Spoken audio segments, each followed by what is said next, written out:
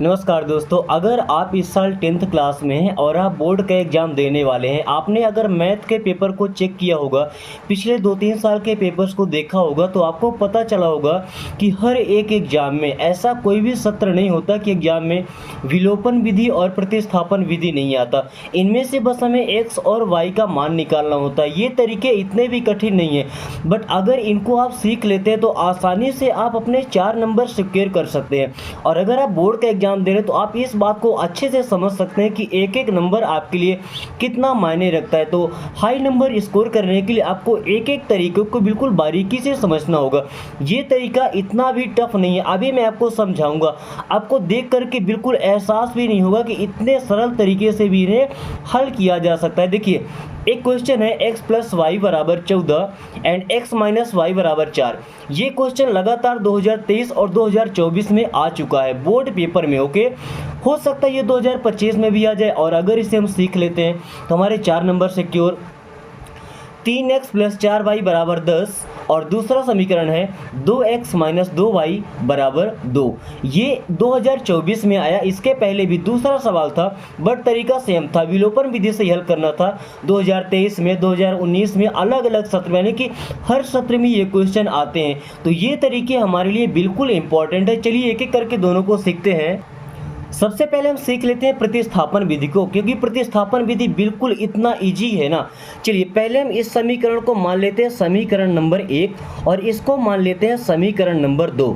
हमने समीकरण मान लिया। ओके, अब देखिए प्रतिस्थापन का मतलब क्या होता है, एक को दूसरे जगह से हटाना।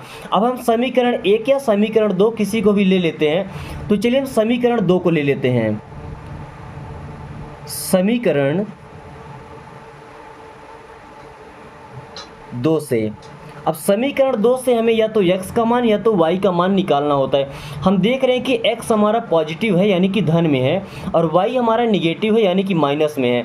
तो अभी हम x को यहाँ रखते हैं और बराबर की उस साइड 4। देखिए x अपनी जगह पर है, 4 अपनी जगह पर है, बस ये y हमको नहीं दिख रहा है। अब क्योंकि y को यहाँ से हटाकर हम उस साइड ले जाएंगे, बराबर के चिन्ह के उस साइड जब जाएगा तो ये हो जाएगा प्लस में y, क्योंकि बराबर के अगल बगल जब ट्रांसफर करते हैं तो चिन्ह हमारा चेंज हो जाता है। माइनस का प्लस होगा, प्लस का माइनस, गुणा का भाग और भाग का गुणा। ओके, तो x का मान हमको क्या मिला है, 4 प्लस वाई।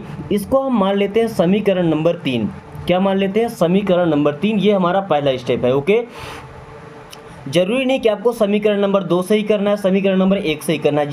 जिससे आपको ज़्यादा इजी लग रहा है उससे आप ट्रांसफ़र कर दीजिए। ओके, अब अगर आप समीकरण 2 से लिए हैं तो फिर इसका मान समीकरण 1 में रखना पड़ेगा, और अगर समीकरण 1 से बनाए हैं तो मान समीकरण 2 में रखना पड़ेगा। अब आपको यहाँ लिखना है कि x का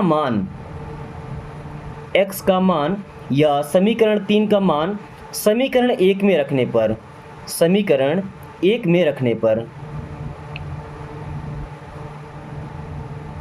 चलिए अब देखते हैं। अब समीकरण 1 में देखिए x प्लस वाई बराबर 14। आप यहाँ लिख लीजिए पहले, x प्लस वाई बराबर में 14, यही लिखा गया है। लेकिन x का मान हमको क्या मिला है, 4 प्लस वाई। तो जहाँ पर x रखा है वहाँ हम रखेंगे 4 और प्लस में y, और y तो अपने जगह पर ही है और बराबर में 14। अगर यहाँ तक आपको समझ आ गया तो समझिए कि आपका क्वेश्चन हल हो चुका है।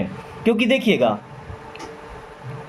अभी इस 4 को आप यहीं पे रखे रहिए। ओके, y और y जुड़ेगा तो हो जाएगा 2y। कितना हो गया, 2y, और बराबर में है 14। ओके, अब यहाँ पे 2y को सुरक्षित रखिए और बराबर में ये 14 भी रहने दीजिए। अब देखेंगे कि 4 हमारा गायब है, यहाँ से गायब कहाँ होगा, अभी 4 हमारा प्लस में है ना, बराबर के उस साइड भेजेंगे तो ये जाएगा माइनस में। क्या हो जाएगा, -4, यानी कि 2y और बराबर क्या हो गया, 14 में 4 घटेगा तो आ जाएगा 10।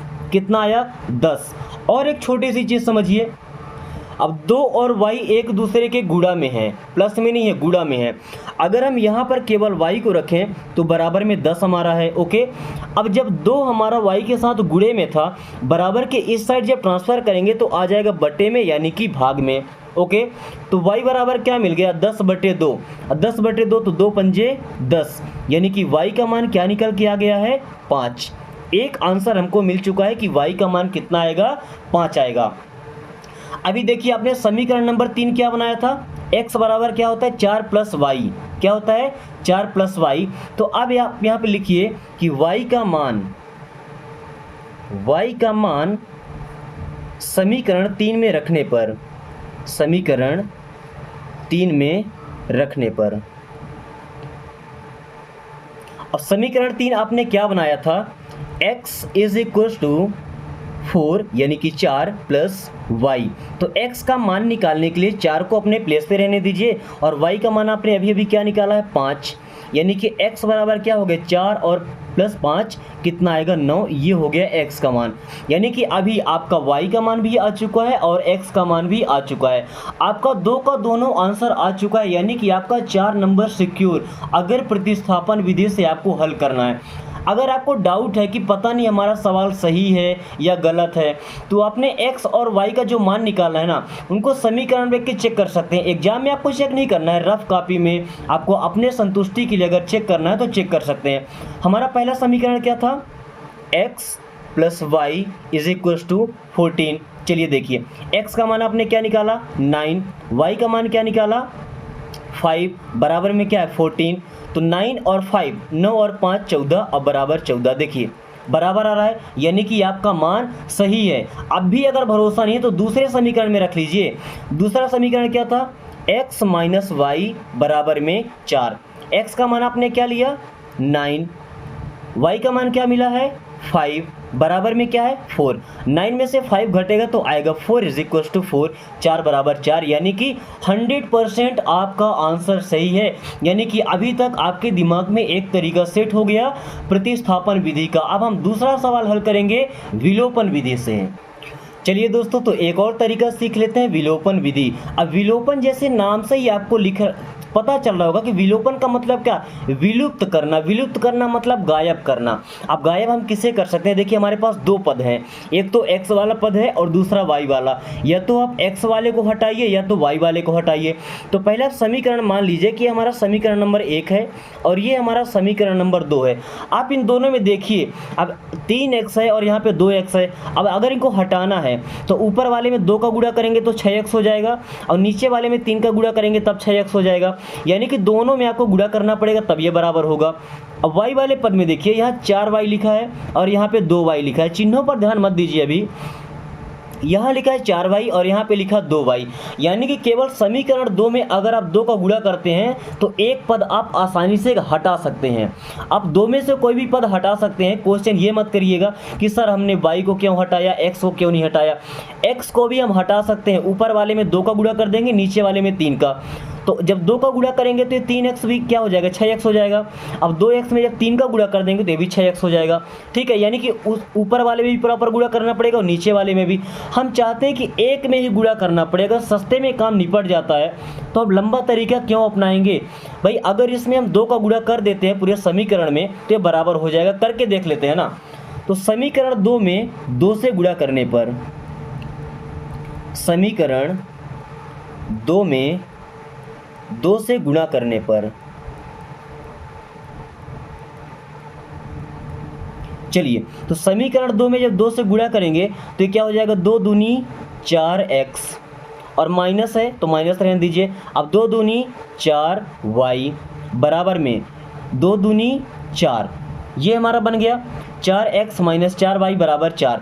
एक बात याद रखिएगा कि जब भी आप किसी का गुणा करेंगे तो पूरे समीकरण में तीनों पद में जितने पद रहेंगे उनमें आपको मल्टीप्लाई करना पड़ेगा। ओके, अब आपको हटाना है तो आप पहला समीकरण भी ले लीजिए। क्या लिखा था 3x प्लस में 4y एंड बराबर में 10। ओके, दूसरे समीकरण के पहले समीकरण के साथ हमने कोई चेंजेस नहीं किया है, केवल दूसरे समीकरण में हमने 2 का गुणा किया है। अब देखिए पद को हटाने के लिए हमें ज़्यादा कुछ करने की ज़रूरत नहीं है। ओके, क्योंकि यहाँ पर एक है माइनस में, एक है प्लस में। अब माइनस और प्लस 4y में 4y घटेगा तो ये पूरा का पूरा कट ही जाएगा। अगर चिन्ह सेम होता, दोनों में प्लस प्लस होता तो फिर नीचे हम घटाते, तो सभी को घटाना पड़ेगा। जो भी करेंगे पूरे समीकरण में करना पड़ेगा, ये बात याद रखिए। ओके, तो अगर यहाँ पे मान लीजिए प्लस होता तो हम यहाँ माइनस करते, यहाँ भी माइनस और यहाँ भी माइनस। ओके, लेकिन फ़ायदे की बात क्या है कि ऊपर माइनस नीचे प्लस डायरेक्टली कट रहा है। अब जब ये कट गया तो इनको हम जोड़ लेते हैं, क्योंकि ये भी प्लस में ये भी प्लस में है ना। तो 4 और 3 7, कितना हो जाएगा 7 और x। ओके, यहाँ तो कुछ है नहीं। अब बराबर में 4 और 10 जुड़ेगा तो कितना हो जाएगा 14, यानी कि 7x बराबर कितना आ रहा है 14, तो x बराबर कितना हो जाएगा 14/7। ओके, तो 7 दूनी 14, x का मान हमारा क्या निकल के आ गया, x का मान निकल के आ गया 2, यानी कि एक आंसर आपका आ चुका है कि x का मान कितना निकल के आ गया 2।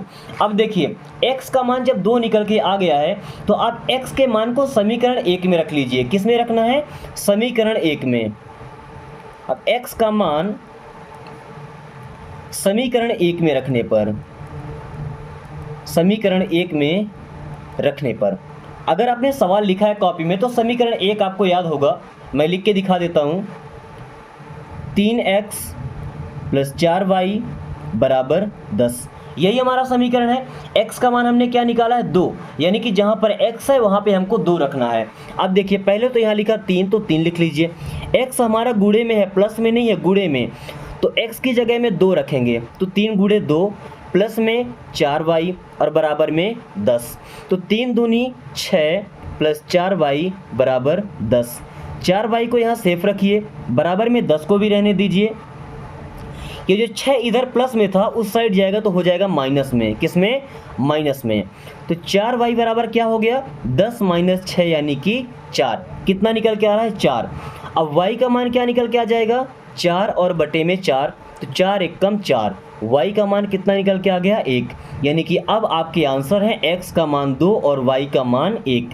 दोस्तों इस तरीके से आपका विलोपन और प्रतिस्थापन दोनों विधि समाप्त हो चुके हैं। अगर इन दोनों सवालों में आपको जरा सा भी यानी कि कोई भी डाउट है तो आप बेशक कमेंट करके पूछ सकते हैं। इसके अलावा क्लास 10th के मैथ में, इंग्लिश में अगर आपको कहीं पे कोई प्रॉब्लम आती है तो आप कमेंट करके हमसे पूछ सकते हैं। हम कोशिश करेंगे आपको बेस्ट तरीके से समझाने की। Thanks for watching, take care.